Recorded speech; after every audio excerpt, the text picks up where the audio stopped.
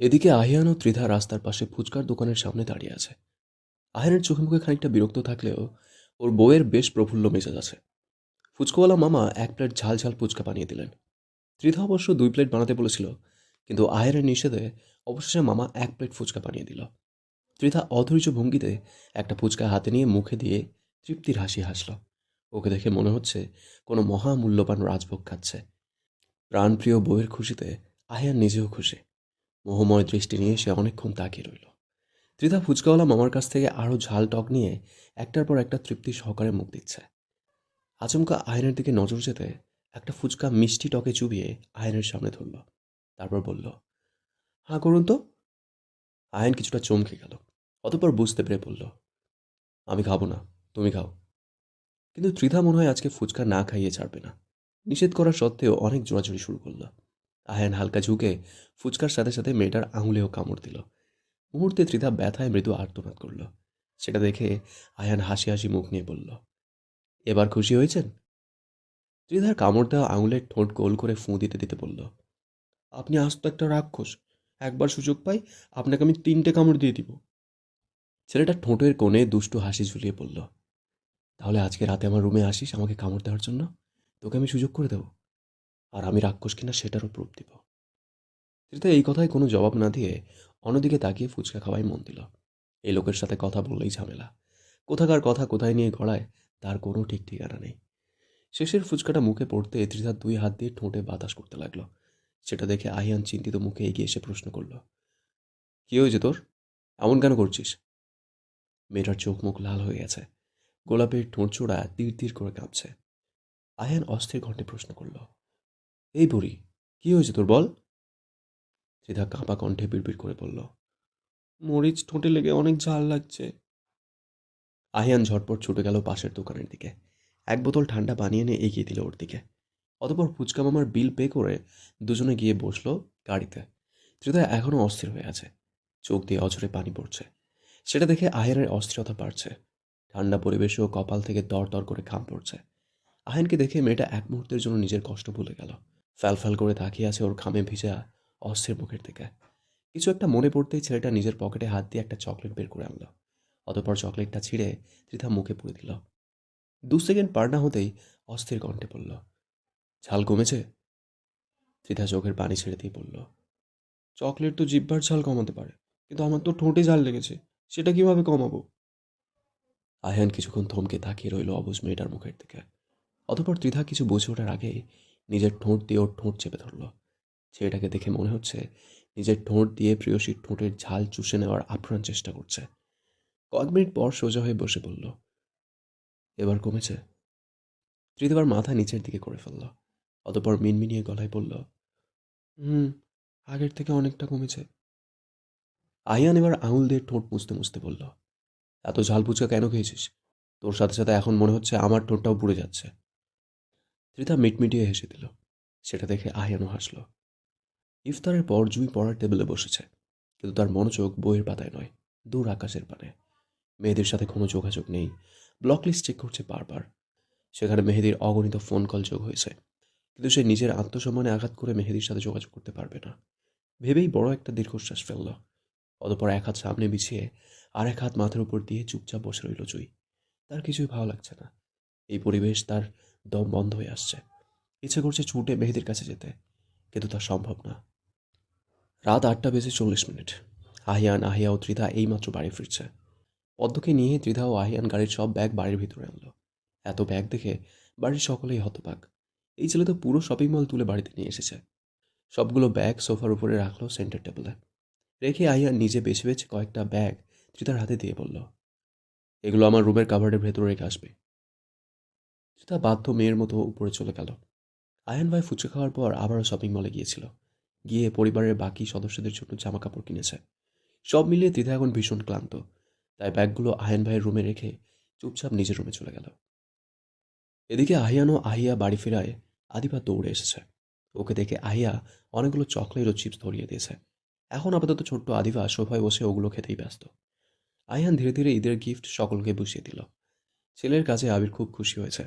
যদিও টাকাগুলো তার অ্যাকাউন্ট থেকে গেছে, এতে তার কোনো সমস্যা নেই। ছেলে যে বাড়ির সকলকে খুশি করার দায়িত্ব নিয়েছে, এটাই তার কাছে অনেক। আয়ানের দাদু নানুরা অনেক খুশি হয়েছে গিফট পেয়ে। সেটা দেখে আবিরও অনেক খুশি।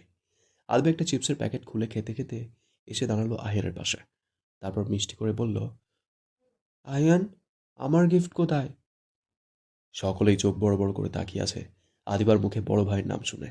কিন্তু এটা আজ নতুন নয়। আদিবা বেশিরভাগ সময় আয়ানকে নাম ধরে ডাকে। বাড়ির সকলেই অনেকবার বোঝানোর চেষ্টা করেছে, কিন্তু সে কখনোই শোনে না। তাই আহিয়ান নিজেই নিষেধ করেছে ওকে এই বিষয়ে আর কিছু না বলতে। একটু বড় হলে এমনিতেই সবকিছু বুঝে যাবে, তখন আর নাম ধরে ডাকবে না। অতঃপর আহিয়ান কিছু ভুলে যাওয়ার ভঙ্গিতে বলল, ইস, ছোট আপু, তোমার জন্য গিফট আনতে তো আমি ভুলেই গেছি। শেষের এই এক কথায় বাড়ির শান্তি শেষ। ছোট মেয়েটার হাতে চিপস মেঝেতে ছড়িয়ে আছে। এমনকি সে নিজেও মেঝেতে হাত পা ছড়িয়ে কান্না শুরু করে দিয়েছে। আহিয়ান ওকে বহুবার বোঝানোর চেষ্টা করেছে যে ওর জন্য গিফট আনছে, কিন্তু মেয়েটা বুঝতে চাইছে না। হাতে দুইটা ড্রেসের ব্যাগ ভরিয়ে দিল, কিন্তু কাঁদতে কাঁদতে ছুঁড়ে ফেলে দিল মেঝেতে। মেঘ, আবির, বন্যা, তানভীর, রায় আদি ওকে কোলে নেওয়ার অনেক চেষ্টা করছে, কিন্তু মেয়েটা কারো কোলে উঠতে রাজি না। অবশেষে আহিয়া বহুত বুঝিয়ে নিজের কাছে আনলো। আজকে 28শে রমজান। সকলের অফিস ছুটি হয়ে গেছে গতকালকে। ভোর রাতে সেহরি খেয়ে জুই ঘুমিয়েছিল, কিন্তু এখন বেলা 11টা বাজে। তার ঘুম থেকে ওঠার খবর নেই। সকাল সকাল ওদের বাড়িতে রিহান ভাই এসেছে, এটা তার অজানা। হঠাৎ করে ভাইপোকে বাড়িতে দেখে জান্নাত বেশ অবাক হয়েছে, কিন্তু আসিফ ও আরিফ বেশ শান্ত। ওদের ভাবসাব দেখে মনে হচ্ছে ওরা আগে থেকেই জানতো রিহান আসবে। রিহান ডাইনিং রুমে বসে জান্নাতকে বলল, ফুফি, বাকি সবাইকে আসতে বলো, জরুরি কথা আছে। ওর কথা শুনে জান্নাত আরও বেশি অবাক হয়েছে। সে চিন্তিত কণ্ঠে বলল, কি হয়েছে? বাড়িতে সব ঠিক আছে তো? আমাকে বল, মায়ের শরীর ভালো আছে? রিহান মৃদু হেসে বলল, তুমি এত টেনশন করো না ফুফি, সবাই ভালো আছে। জান্নাত আবারও বলল, কি হয়েছে বলবি তো নাকি? রিহান কিছু রিহানকে কিছু বলতে না দিয়ে আসিফ বলে উঠল, জান্নাত, বাকি সবাইকে ডাকো। স্বামীর আদেশ জান্নাতের কথা বাড়ালো না। একে একে ড্রয়িং রুমে হাজির হলো আরিফ, মিম, জান্নাত, মেহমুদা খান ও তার হাজব্যান্ড। কোনো বিষয় নিয়ে রিহান ভাইয়ের সকলের সাথে গুরুত্বপূর্ণ আলাপ করতেছেন। উষা তার আগামাথা কিছু বুঝতে পারছে না। কিছুক্ষণ বড়দের সাথে দাঁড়িয়ে থেকে সে বিরক্ত হয়ে গেল জুয়ের রুমের দিকে। জুইকে কয়েকবার স্বাভাবিক ভঙ্গিতে ডাকলো, কিন্তু মেয়েটা যেন আজকে বেশি ঘুমে কাদা হয়ে আছে। উষা এবার নিজেও বেশ বিরক্ত। তারপর স্টাডি টেবিল থেকে একটা ছোট কাগজ নিয়ে চিকন করে ভাঁজ করলো। অতঃপর সেটা দিয়ে জুয়ের নাকে সুর সুরিয়ে দিল। সঙ্গে সঙ্গে জুই বড় একটা হাঁচি দিয়ে বিছানা থেকে উঠে বসলো। পরপর আরও দুইটা হাঁচি দিয়ে চোখ মেলে তাকিয়ে দেখলো তার সামনে ছোট্ট উষা খিলখিলিয়ে হাসছে। সকাল সকাল মেজাজ প্রচণ্ড গরম হলো ওর। উষার উদ্দেশ্যে কিছু বলবে, তার আগে উষা বলে উঠল, আপু, রিহান ভাই এসেছে, ড্রয়িং রুমে তোমাকে নিয়ে কি যেন আলোচনা করছে। জুই ভ্রু কুঁচকাল। সকাল সকাল তার গুণধর ভাইয়ের আগমনের খবর শুনে। অতঃপর ঘড়ির দিকে তাকিয়ে দেখলো এখন মোটেও সকাল নয়, দুপুর গড়িয়ে আসছে। জুই উষার উদ্দেশ্যে বলল, সবাই আমাকে নিয়ে কি বলছে রে?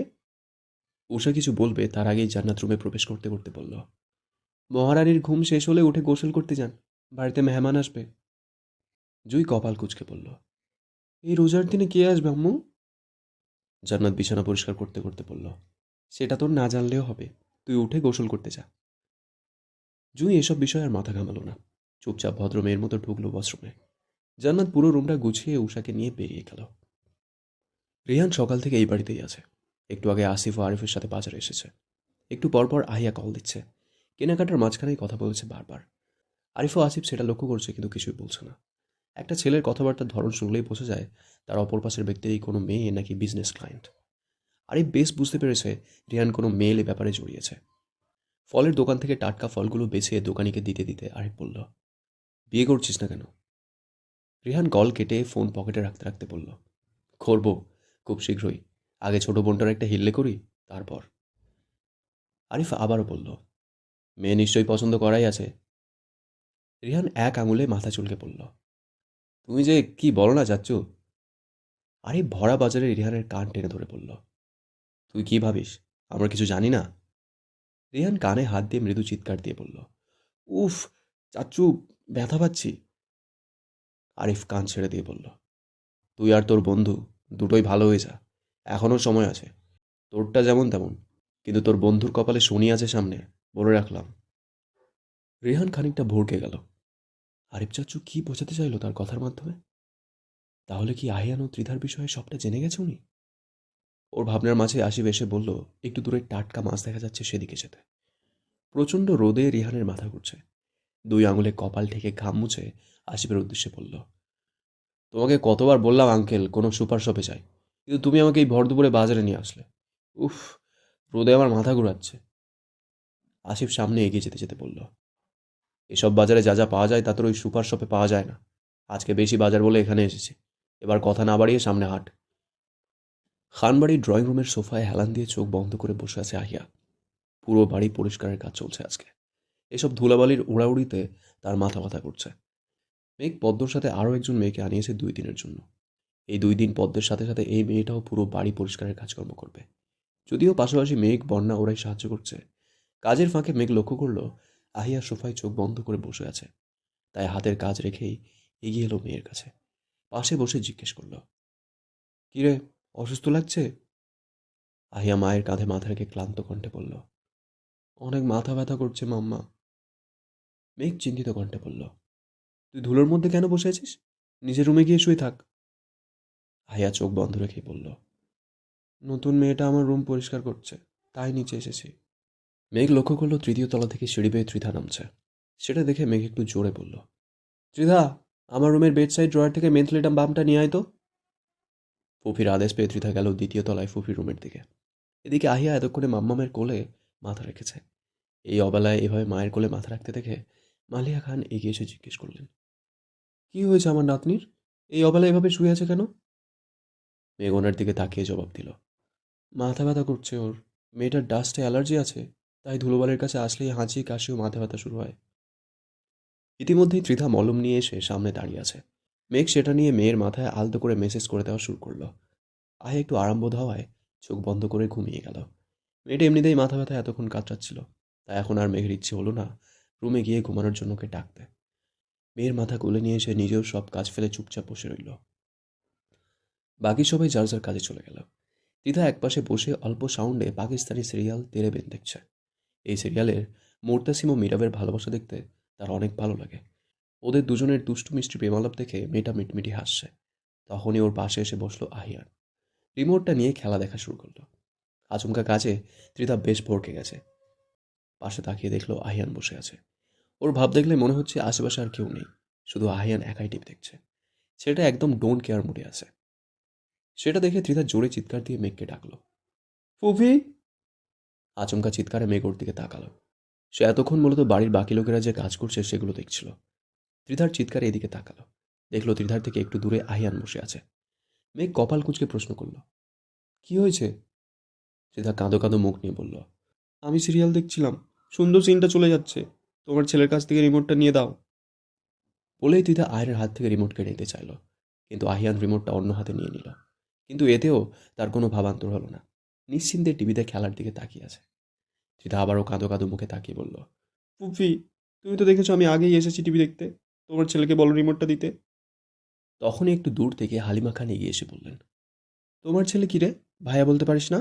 এত বড় হয়েছিস এখনো তোকে এসব শেখাতে হবে? ত্রিধা খানিকটা বিরক্তি ভঙ্গিতে বলল, দাদু, তোমার নাতিকে বলো রিমোট দিতে। উফ, সিরিয়ালটা শেষ হয়ে যাচ্ছে।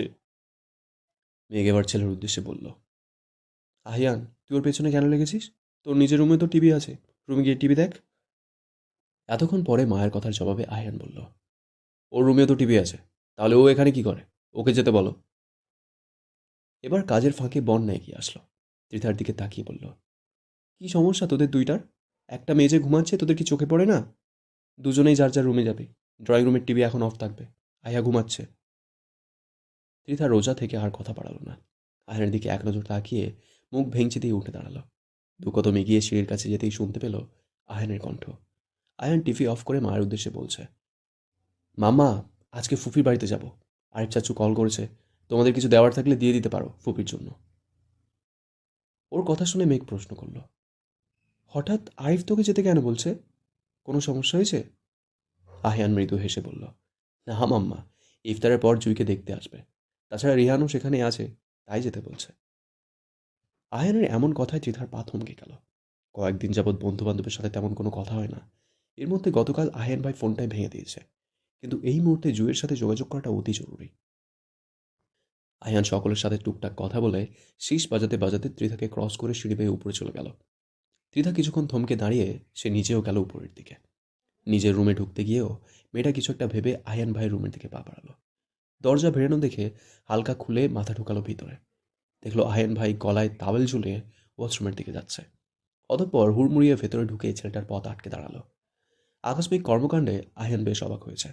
অতঃপর এক ভ্রু উঁচিয়ে প্রশ্ন করল, হোয়াট হ্যাপেন্ড? ত্রিধা আমতা আমতা করে বলল, আপনার ফোনটা দিন। আয়ান কপাল কুঁচকে প্রশ্ন করল, হোয়াই? ত্রিধা যৌক্তিক ভঙ্গিতে কোমরে হাত দিয়ে আশেপাশে তাকালো। দেখলো বিছানার এক কর্নারে ফোনটা পড়ে আছে। অতঃপর ফোনটা হাতে নিয়ে আহেনের সামনে এসে দাঁড়িয়ে বলল, পাসওয়ার্ড বলুন। আহেন এখনও চুপচাপ নির্বিকার ভঙ্গিতে দাঁড়িয়ে আছে। সেটা দেখে ত্রিধা রানী আবারও বলল, পাসওয়ার্ড। আহেনের কেন জানি মনে হচ্ছে গতকালকে ওর করা সিনটা ত্রিধা ওর সাথে রিপিট করছে। মানে মেয়েটা আহেনকে কপি করার চেষ্টা করছে। বুঝতে পেরে আহিয়ান বাঁকা কণ্ঠে বলল, যদি না দিই? ত্রিধা কোমরে দুই হাত রেখে দাঁড়ালো। অতঃপর দুই পা আঙুলে ভর করে উঁচু করে আহেনের মুখোমুখি দাঁড়িয়ে বলল, পাসওয়ার্ড না বললে বড় পাপাকে আমি বলে দিব আপনি দ্বিতীয় বিয়ে করার জন্য পাগল হয়ে আছেন। তাছাড়া দ্বিতীয় বইয়ের জন্য শাড়ি, চুড়ি ও কসমেটিক্সও কিনছেন। আহিয়ান দুই ভ্রু বাঁকিয়ে বলল, হো, ভালো কথা। কিন্তু ত্রিধারানী, যখন বাবা জিজ্ঞেস করবে আমার প্রথম বউকে, তখন আপনি কি বলবেন?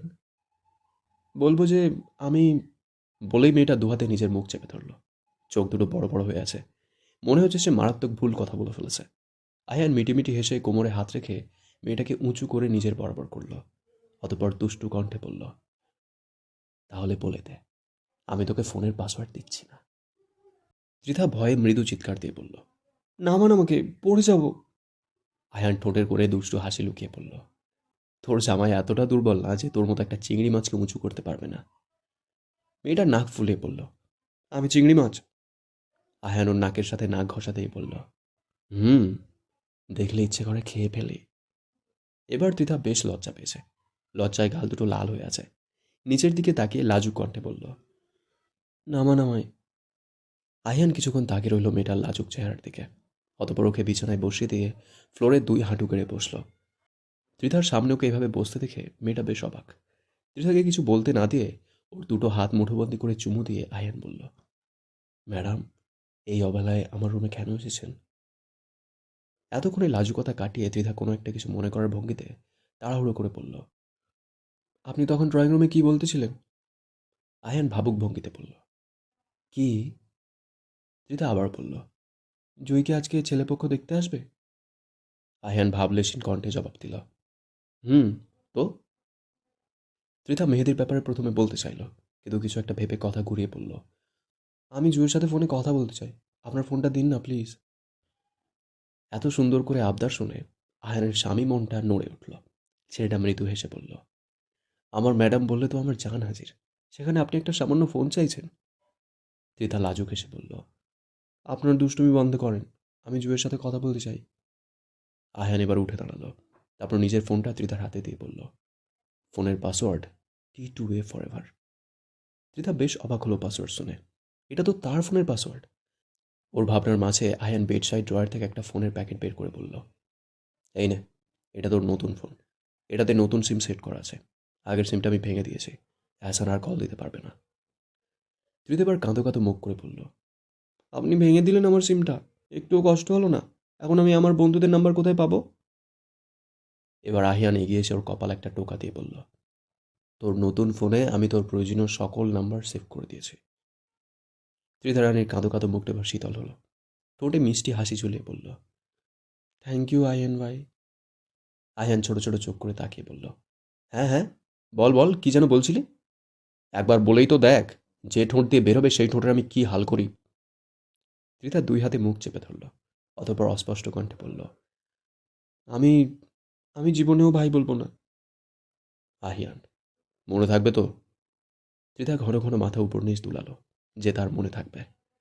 আহিন এবার ঘুরে ওয়াশরুমের দিকে যেতে যেতে বলল, তুই কথা বল, আমি গোসলে যাচ্ছি, বেরোতে হবে। বলে এসে চলে গেল।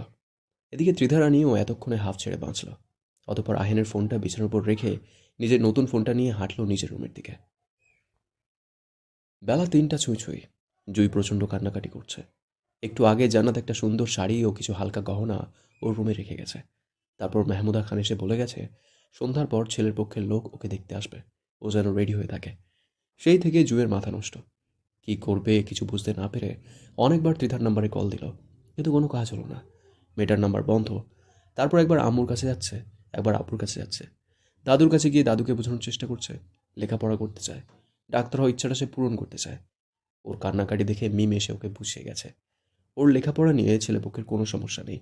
বিয়ের পর জুই লেখাপড়া করতে পারবে। তাছাড়া ছেলে যথেষ্ট ভালো, জুইয়ের জন্য উপযুক্ত। তাই ওরা না করেনি। কিন্তু জুই কান্নাকাটি করে পুরো বাড়ি মাথায় তুলে ফেলেছে। সে এই মুহূর্তে বিয়ে করতে চায় না। কয়েকবার রিহান ভাইয়াকেও বলতে চেয়েছে, কিন্তু তার সাহস হয়ে ওঠেনি। ভাইয়া নির্বিকার ভঙ্গিতে সোফায় বসে ফোন স্ক্রল করছে। হঠাৎ ফোনটা বেজে উঠতে মেয়েটা বেশ চমকে গেল। জুই উদ্ভ্রান্তের মতো ছুটে গেল ফোনের দিকে। তার কেন জানি মনে হচ্ছে মেহেদি কল দিয়েছে, কিন্তু মেয়েটা এ পর্যন্ত মেহেদির নাম্বার ব্লক থেকে খোলেনি। তাছাড়া মেহেদি অন্য যত নাম্বার থেকে কল দিয়েছে সব নাম্বার ব্লক করে ফেলেছে। ফোন হাতে নিয়ে দেখলো একটা অপরিচিত নাম্বার। জুয়ের দেহে মনে হয় প্রাণ ফিরে এসেছে। হয়তো অন্য কোনো নাম্বার থেকে এবার মেহেদি কল দিয়েছে। সে ঝটপট রিসিভ করল। আসসালামু আলাইকুম। ফোনের ওপাশ থেকে ত্রিধা চট করে সালামের উত্তর দিয়ে বলল, জুঁই, আমি যা শুনছি তা কি সত্যি? জুঁই এবার ঝরঝর করে কেঁদে দিল। এরপর কাঁদতে কাঁদতে বলল, আমি কাউকে বোঝাতে পারছি না রে। আমি কি করব? মেহেদি ছাড়া অন্য কাউকে বিয়ে করা আমার পক্ষে সম্ভব না।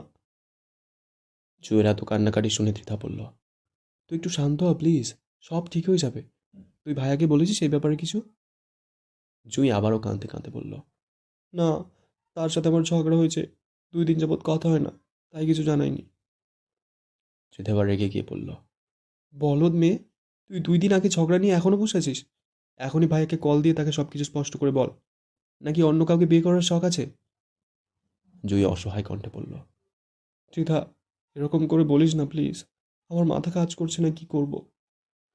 ত্রিধা আবারও ধমক দিয়ে বলল, এখনই হয়ে যাবে, কল দিয়ে জানা। উনি যদি আজকে কিছু করতে না পারে তবে পরবর্তীতে করবে। আজকে দেখতে আসলেই তো আর বিয়ে হয়ে যাবে না। জুঁই এখনো ফুপিয়ে ফুপিয়ে কাঁদছে। সেটা দেখে ত্রিধার মেজাজ আরও গরম হলো।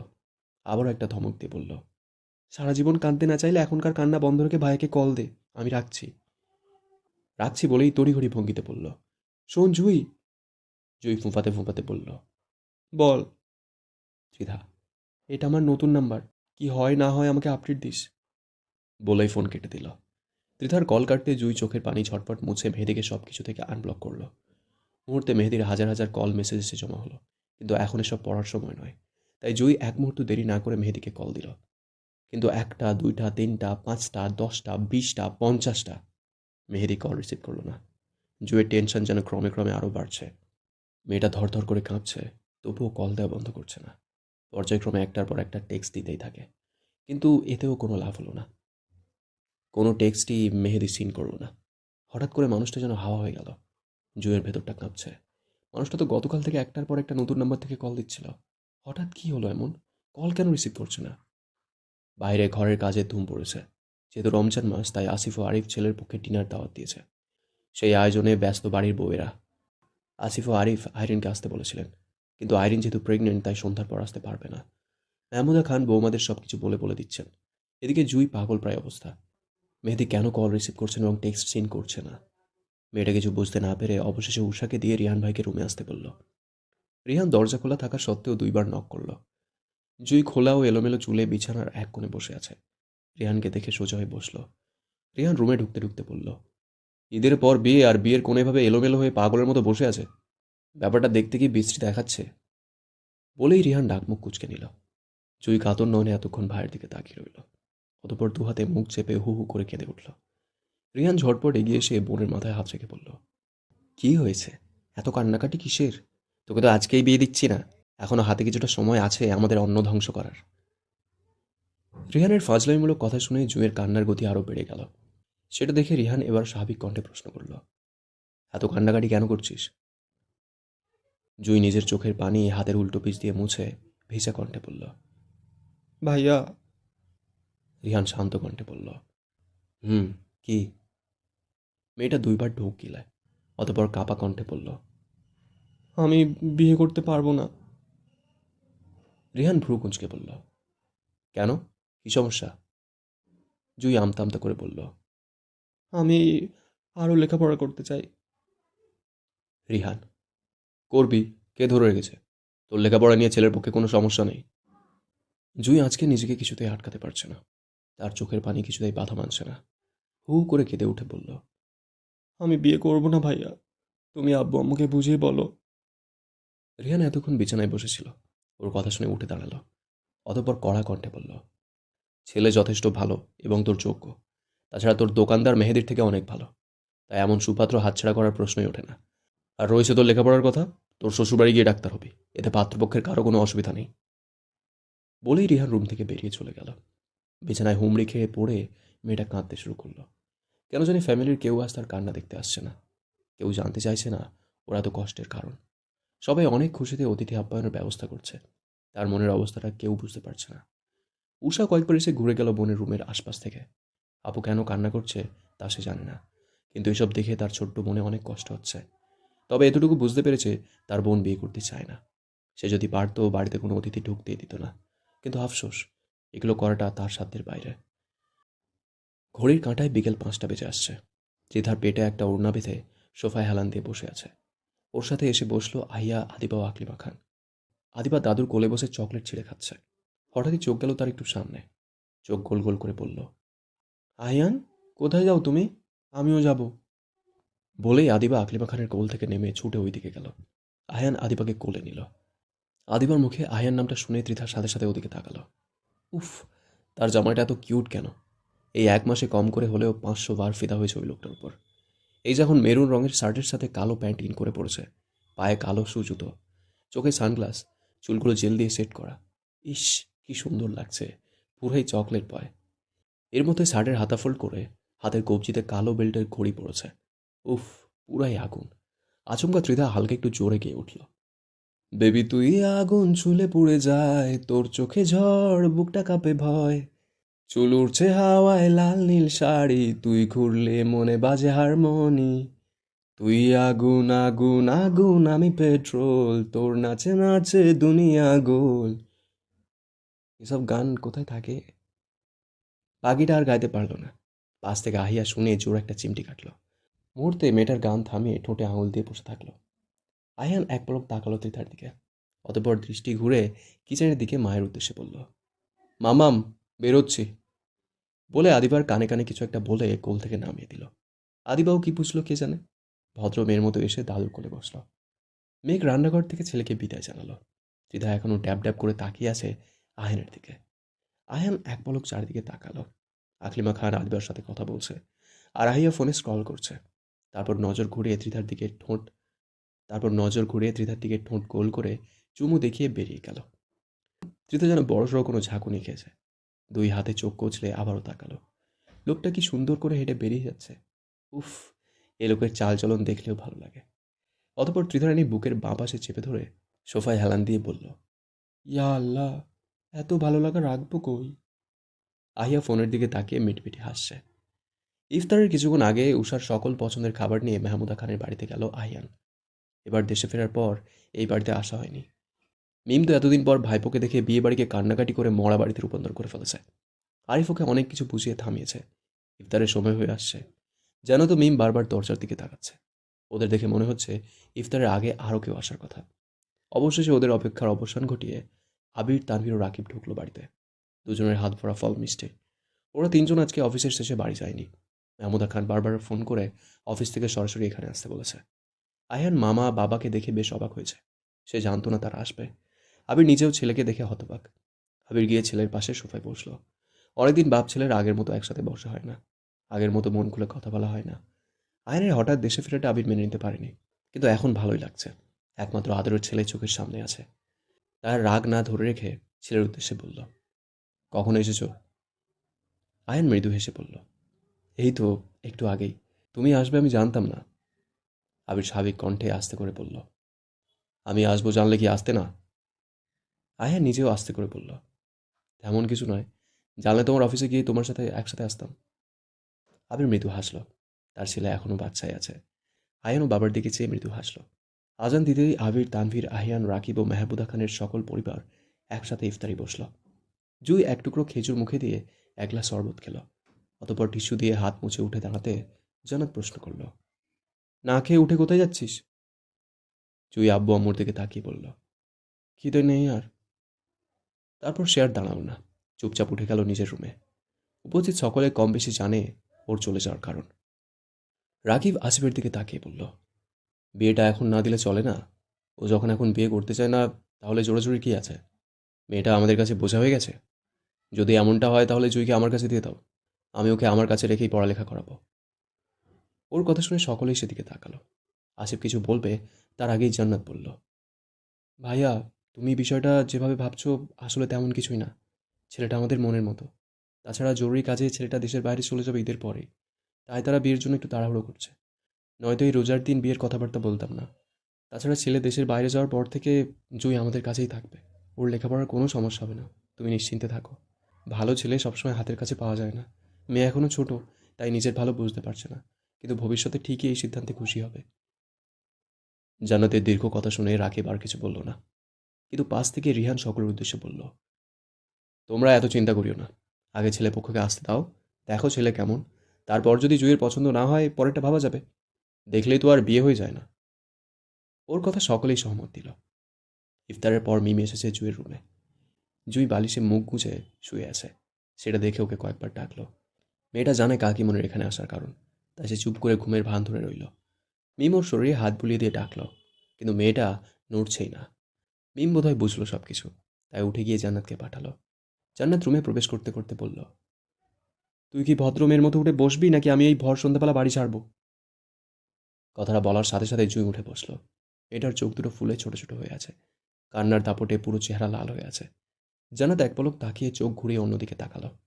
তারপর কড়া কণ্ঠে বলল, তুই কি উঠে ভদ্রমের মতো রেডি হবি, নাকি আজকেই আমি তোর মামার সাথে বাপের বাড়ি চলে যাব?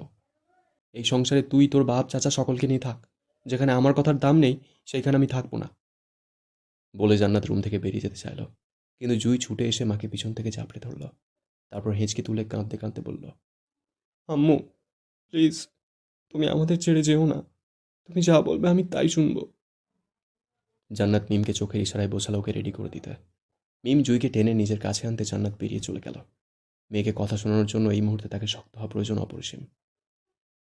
ওর সাথে দুর্বল হয়ে কথা বললে কান্নাকাটি করে আরও ভাসিয়ে দেবে। ছেলেপক্ষ এসেছে, ওদের সামনে মান সম্মান রক্ষা করা অতি জরুরি। জান্নাত চলে যেতেই জুই চুপচাপ ওয়াশরুমে গিয়ে হাত মুখ ধুয়ে আসলো। মিম প্রয়োজনীয় সব জিনিস ড্রেসিং টেবিলের সামনে রেখে চলে গেল। এই সুযোগে জুই বালিশের নিচ থেকে ফোনটা বের করে মেহেদিকে টেক্সট করলো, জুই, কোথায় আপনি মেহেদি? আমাকে ছেলেপক্ষ দেখতে আসছে, প্লিজ কিছু করুন। অন্য কারোর সাথে বিয়ে হলে সত্যিই আমি মরে যাব কিন্তু। ফোনের ওপাশ থেকে টেক্সটের কোনো রিপ্লাই আসলো না। জুই কয়েকটা কল দিল, কিন্তু এতেও লাভ হলো না। ফোন বেজে যাচ্ছে, কেউ রিসিভ করছে না। রাগে কষ্টে জুয়ের কান্না পাচ্ছে বেশ। এর মাঝে সামনে উপস্থিত হলো কাকিমণি। হাত থেকে ফোনটা নিয়ে বিছানায় রেখে ওকে রেডি করে দেওয়া শুরু করলো। জান্নাত ঘরে সবকিছু গোছাচ্ছেন, সাথে দাঁড়িয়ে আছে মেহমুদা খান, তার হাতে চায়ের কাপ। হঠাৎই শোনা গেল কলিং বেলের শব্দ। রিহান এগিয়ে গিয়ে দরজা খুলে দিল। তাদের ধারণাই সত্যি, ছেলে পক্ষের অতিথি এসেছে।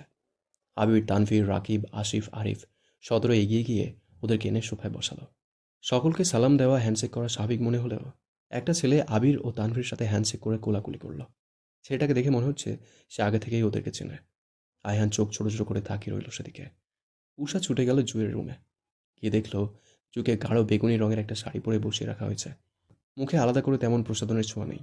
লিপস্টিক, কাজল ও হালকা গহনায় জুয়ের চেহারাটা অনেক স্নিগ্ধ লাগছে, কিন্তু চোখ দুটো এখনো লাল হয়ে আছে। উষা খানিকক্ষণ তাকিয়ে থেকে বোনের পাশে গিয়ে বলল, আপু, মেহমান চলে এসেছে। জানো, দুলাভাইটা অনেক সুন্দর, অনেক লম্বা, কিন্তু একটু সামলা। উষার মুখে সামলা কথা শুনে জুয়ের বুকটা কেঁপে উঠল। মুহূর্তে চোখের পাতায় ভেসে উঠল মেহেদির শ্যামবর্ণ মুখ। ফোনটা আরেকবার হাতে নিল, পরপর মেহেদিকে কয়েকটা মেসেজ দিল। জুইকে হতবাক করে দিয়ে দীর্ঘ সময় পর মেহেদির রিপ্লাই আসলো, আর কত বসিয়ে রাখবে? তাড়াতাড়ি এসো, আর সাজতে হবে না।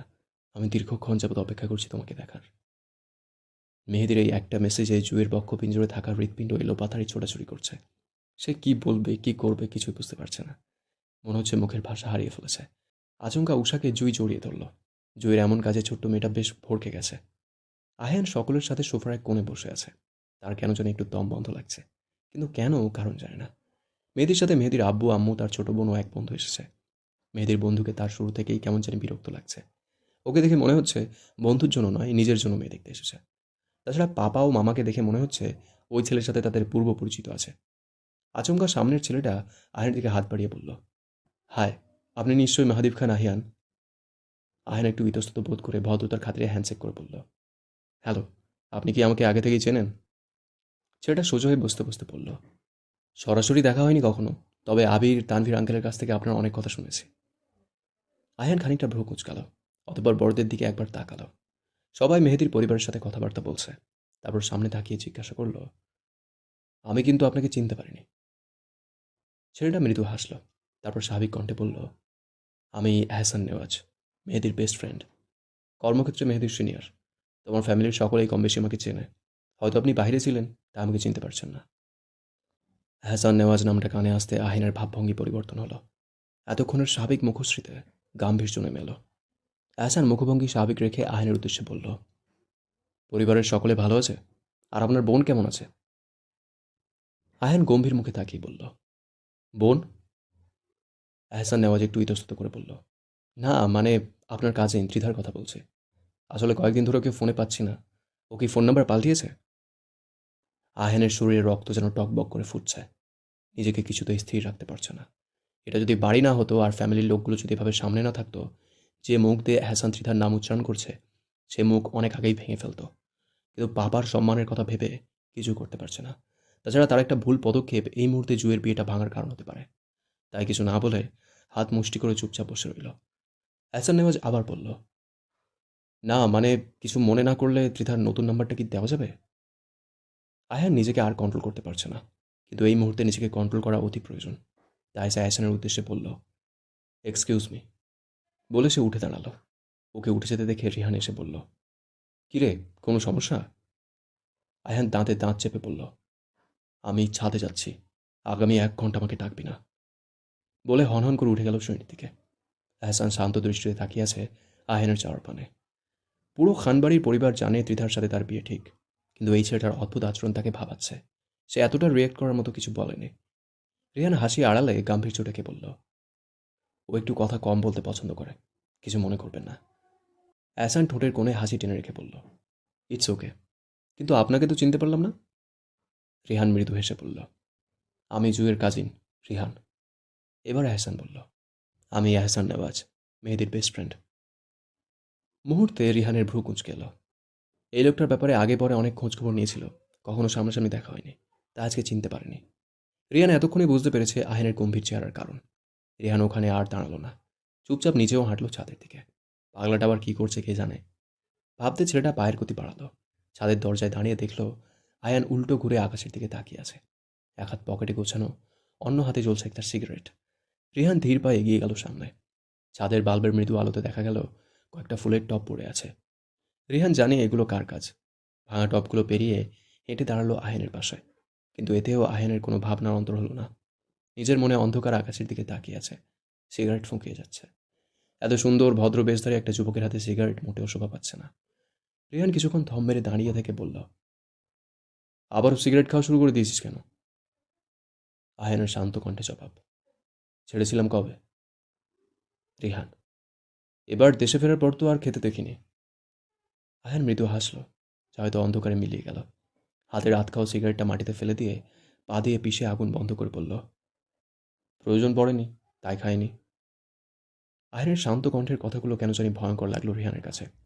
ছেলেটাকে একটু স্বাভাবিক করতে বলল, তোর বউ জানে তুই সিগারেট খাস? আহেন ছোট্ট করে বলল, না। রিহান মজা করে বলল, জানলে তোর কি হাল করবে সেটা ভেবেই আমার কান্না পাচ্ছে। রিহানের মজা করার কথা শুনে আহেন বোধহয় বিরক্ত হলো খুব। এতক্ষণে শান্ত মেজাজটা আবারও চটে গেল। কটমট করে তাকালো রিহানের দিকে। ছেলেটা ওর চোখের ভাষা বুঝতে পারছে। তুই এখানে বসে বসে তোর বউ সামলানোর প্রস্তুতি নে, আমি যাই নিচে অতিথিদের কাছে। বলেই রিহান হাঁটলো সেই দিকে। আহেন মাঝে মধ্যে হাসি খুশি হলেও বেশিরভাগ সময় গম্ভীর টাইপের লোক। এই মুহূর্তে ছেলেটা প্রচণ্ড রেগে আছে, তা ওকে ঘাটানোই ভালো না। এদিকে অতিথিদের ডিনার করা শেষ, সকলেই মেয়েকে দেখতে চাইছে। রিহান এখনও জুয়ের ফ্যামিলির কাউকে বলেনি মেহেদির সাথে জুয়ের সম্পর্কের কথা।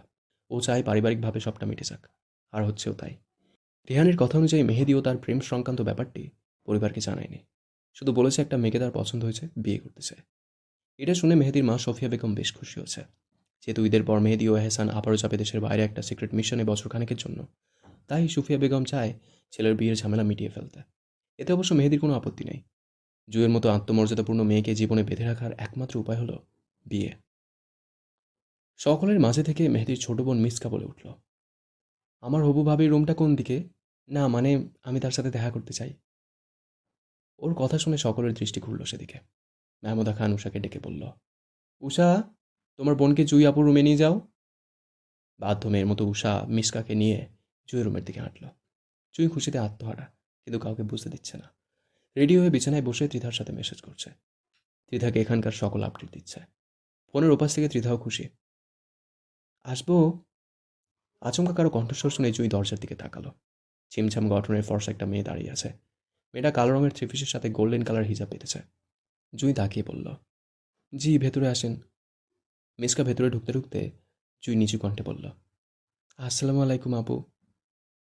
মিসকা সালামের উত্তর দিয়ে জুইয়ের সামনে দাঁড়ালো। তারপরও থুতনিতে হাত দিয়ে মুখটা একটু উঁচু করে বলল, মাশাআল্লাহ ভাবি, আপনি তো অনেক সুন্দরী, আমার ভাইয়ের জন্য একদম পারফেক্ট। জুই মৃদু হেসে নিচের দিকে তাকিয়ে রইল।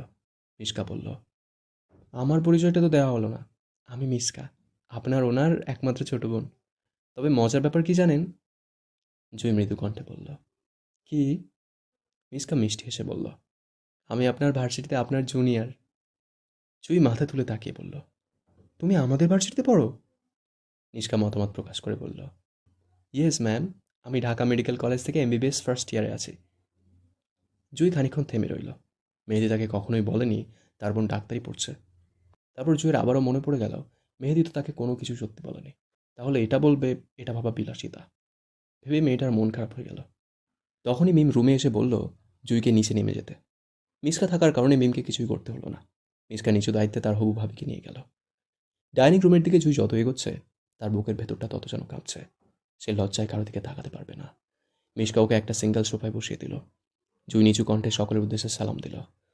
মেহেদি কিছুক্ষণ ড্যাব ড্যাব করে তাকিয়ে আছে জুয়ের দিকে। গাঢ় বেগুনি শাড়িতে মেয়েটার ফর্সা মুখটা আরও পদ্ম ফুলের মতো ফুটে আছে। মুখে আলাদা কোনো প্রসাধনী নেই, তবুও মেহেদির কাছে সামনে বসে থাকা মেয়েটা তার চোখে দেখা সেরা সুন্দরী। জুই এখনও মাথা নিচু করে বসে আছে। তার সামনে বসে থাকা মানুষটির ঢাল ও তীক্ষ্ণ দৃষ্টি তার ভেতরে ছটফটানি আরও বাড়িয়ে তুলছে। মেহেদির তাকিয়ে থাকা এহসান নেওয়াজের নজরে পড়তেই হালকা গলা খাঁকারি করে দিল। মেহেদি এবার চোখ ঘুরিয়ে নিল। তার দৃষ্টি এলোমেলো। সুফিয়া বেগম এগিয়ে এসে জুয়ের পাশের সোফায় বসলেন। অতঃপর মেয়েটার হাতটা নিজের হাতে নিয়ে সকলের উদ্দেশ্যে বলল, আলহামদুলিল্লাহ, আমার মেয়ে পছন্দ হয়েছে। ভাই সাহেব, আপনারা যদি অনুমতি দেন তাহলে আমি আজকে আংটি পরিয়ে যেতে চাই। আসিফ একটু আমতা আমতা করে বলল, আপা, একটু তাড়াহুড়ো হয়ে যাচ্ছে না?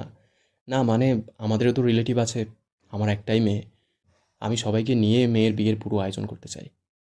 এই কথা শুনে মেহেদির আব্বু ইতস্তত কণ্ঠে বলল, ভাইজান, মেহেদির আম্মুর কথায় কিছু মনে করবেন না। সফিয়া অনেক সহজ সরল নারী, তাই আগে পরে কিছু না ভেবেই কথা বলে ফেলেছে। আলহামদুলিল্লাহ, মেয়ে আমাদের অনেক পছন্দ হয়েছে। আশা করি ছেলের সম্পর্কে আপনারা সকল কিছু জানেন। এখন আপনাদের ছেলে কেমন লেগেছে আমাদেরকে জানান। তারপর উনি রিহানের দিকে দেখিয়ে বলল, আপনাদের বাড়ির এই ছেলে তো আমাদের বাসায় একদিন গিয়েছিল।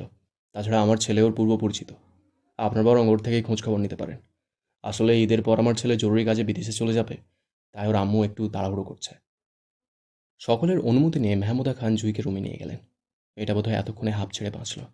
লজ্জায় সেখানে বসে থাকতে পারছিল না। তার কেন জানি মনে হচ্ছে সবাই তার দিকেই তাকিয়ে আছে। রুমে ঢুকে এই মেয়েটা বড় বড় কয়েকটা শ্বাস নিল। আসিফ মেহেদির আব্বুর আম্মুর কাছে কিছুক্ষণ সময় চেয়ে নিল মেয়েদের মধ্যে সকলের সিদ্ধান্ত জানার জন্য। তারপর আরিফ, আবির, তানভীর, আসিফ, রিহান সহ ওদের বাড়ির সকলেই গেল আলাদা রুমে। মোটামুটি সকলেরই ছেলেপক্ষকে পছন্দ হয়েছে। আবির যখন শুনল মেহেদি এহসানের বন্ধু, তখন এই এহসানকে কল দিয়ে মেহেদি সম্পর্কে সকল খোঁজখবর নিয়েছে। তাছাড়া রিহানের কাছে এই ছেলের আগাগোড়া সব খবরই আছে, তাই আর কেউ অমত প্রকাশ করল না। কিন্তু জান্নাতের প্রচণ্ড চিন্তা হলো মেয়েকে নিয়ে।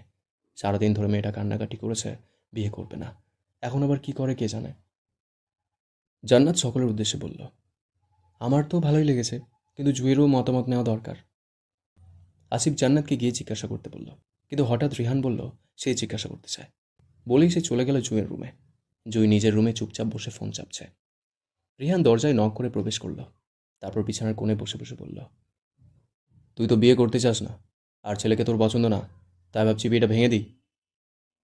জুই তড়িৎ বেগে মাথা তুলে তাকালো। কি বলে তার ভাইয়া? মেহেদির সাথে নাকি বিয়ে ভেঙে দেবে? ভাবা যায়? মেয়েটা অসহায় ফেস করে তাকালো ভাইয়ের দিকে। রেহান মিটিমিটি হাসছে। তারপর জুঁইকে কিছু বলতে না দিয়ে নিজেই বলল, এইবারে অন্ন ধ্বংস আর কতদিন করবি? খুব শীঘ্রই মেহেদির সাথে বিয়ে দিয়ে তোকে বিদায় করব। বলেই রিহান রুম থেকে বেরিয়ে গেল। জুঁয়ের ঠোঁটে প্রাপ্তির হাসি। তার ভাইয়াটা রেগে গেলে যতটা কঠোর, খুশি থাকলে ততটাই কোমল। রিহান রুমের বাইরে গিয়ে জানো তো আসিফের উদ্দেশ্যে বলল, তোমার মেয়ে প্রথমে রাজি হতে চায়নি, আমার 4টা ধমকে রাজি হয়েছে। ওকে আর কেউ কিছু জিজ্ঞাসা করতে চেও না, পরে আবার পাল্টি খাবে। ভালো ছেলে কি বারবার হাতের কাছে পাওয়া যায়? ওর কথায় গুরুত্ব দিল সকলেই, তাই আজ জুঁইকে বিরক্ত করতে কেউ গেল না। ছেলে পক্ষকে গিয়ে জানালো, আলহামদুলিল্লাহ তাদের ছেলে ও ছেলের পরিবার দুটোকেই ভীষণ পছন্দ হয়েছে। মেহেদির আম্মু মিষ্টি হেসে বললেন, আলহামদুলিল্লাহ। এদিকে দীর্ঘক্ষণ যাবৎ ছাদের কোণে দাঁড়িয়ে আছে আহিয়ান। মেজাজ তার এখনও প্রচণ্ড চটে আছে। পরপর 3টা সিগারেট খেয়েছে, তবুও মস্তিষ্ক ঠান্ডা হচ্ছে না। তখন এই ফোনে মেসেজ টিউন বেজে উঠল। ছেলেটা ফোনটা হাতে নিয়ে দেখলো ত্রিধা মেসেজ দিয়েছে। কখন বাড়ি আসবেন? নিজের অজান্তে ওর ঠোঁটের কোণে হাসি ফুটে উঠল। সঙ্গে সঙ্গে ত্রিধাকে কল দিল। কয়েক সেকেন্ড পর ফোনের ওপাশ থেকে মিষ্টি কণ্ঠে ভেসে আসলো, আসসালামু আলাইকুম। আয়ান ঘন ঘন শ্বাস ফেলে নিজেকে স্থির করে শান্ত কণ্ঠে বলল, ওয়ালাইকুম আসসালাম। কি করছিস? ত্রিধা, ভাবছি। কি? আপনাকে। আয়ান মৃদু হেসে বলল, তারপর বল, আমাকে নিয়ে এত ভাবনা কিসের তোর? ত্রিধা খিলখিলিয়ে হেসে তারপর বলল, আমার সকল ভাবনা তো আপনাকে নিয়ে। যদি আপনাকে কেউ চুরি করে নিয়ে যায়?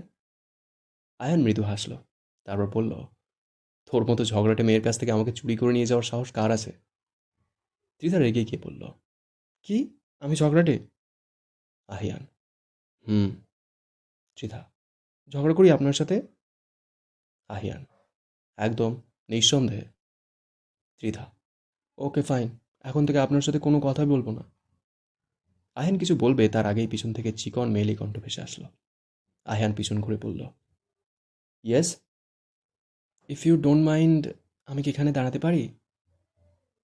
আহিয়ানের ভ্রু জড়িয়ে এলো, তারপর কিঞ্চিত স্বরে বলল, পুরো ছাদে অনেক জায়গা আছে, তাহলে এখানে কেন? মেয়েটা মৃদু হাসল। হালকা আলোয় আহিয়ান তা দেখে চোখ ঘুরিয়ে নিল। ফোনের ওপাশ থেকে ত্রিধা বারবার বলছে, এই মেয়েকে একদম কল কাটার চেষ্টা করবেন না। বেচারা আহিয়ান বিপদে আছে। এদিকে ফোনের ওপারে বউ, আর একদিকে মেয়ে। আহিয়ান জানে এটা মেহেদির বোন, এই বাড়িতে প্রথম দিন বেড়াতে এসেছে। এই মুহূর্তে এই মেয়ের সাথে বাজে ব্যবহার করা বা ধমক দিয়ে যেতে বলা বিষয়টা খুব খারাপ দেখাবে। কিন্তু এই মেয়ের আশেপাশে থাকলে ওর বউ ওকে বাসর না করতে দিয়ে ডিভোর্স দেবে। মেয়েটা আবারও বলল, আমি মিসকা, মেহেদি ভাইয়ের ছোট বোন। আপনি নিশ্চয়ই মাহাদিফ খান আহিয়ান? নামটা একটু আগেই শুনলাম, এহসান ভাইকে বলেছেন। আহানের শান্ত হয়ে আসা মেজাজটা আরও গরম হয়ে যাচ্ছে। ভদ্রতার খাতিরে কিছু বলতে পারছে না। আহান শুধু ছোট্ট করে বলল, হুম। নিস্তব্ধ রাতে আহানের ফোন থেকে মেয়েলি কণ্ঠস্বর ভেসে আসতে দেখে মিশকা প্রশ্ন করল, আপনার গার্লফ্রেন্ড? আহান সরাসরি বলল, না। ওর এমন কথায় মিসকা মেয়েটা বোধহয় খুশি হলো, কিন্তু অন্যদিকে ত্রিধা রাগে ফুঁসছে। দুই পাশে দুইজন নারীকে অবাক করে দিয়ে আহান বলল, she is not my girlfriend, she is my wife. কেমন লাগছে আমৃত্যু ভালোবাসি তোকে সিজন 3 কমেন্ট করে জানিও। তোমাদের একটা কমেন্ট আমাকে প্রচুর মোটিভেট করে। পরবর্তী পর্বগুলো খুব শীঘ্রই চলে আসবে এই চ্যানেলে, তাই চ্যানেলটাকে সাবস্ক্রাইব করে রেখো। দেখা হচ্ছে খুব তাড়াতাড়ি। ততক্ষণ সুস্থ থেকো, ভালো থেকো। Love you so much.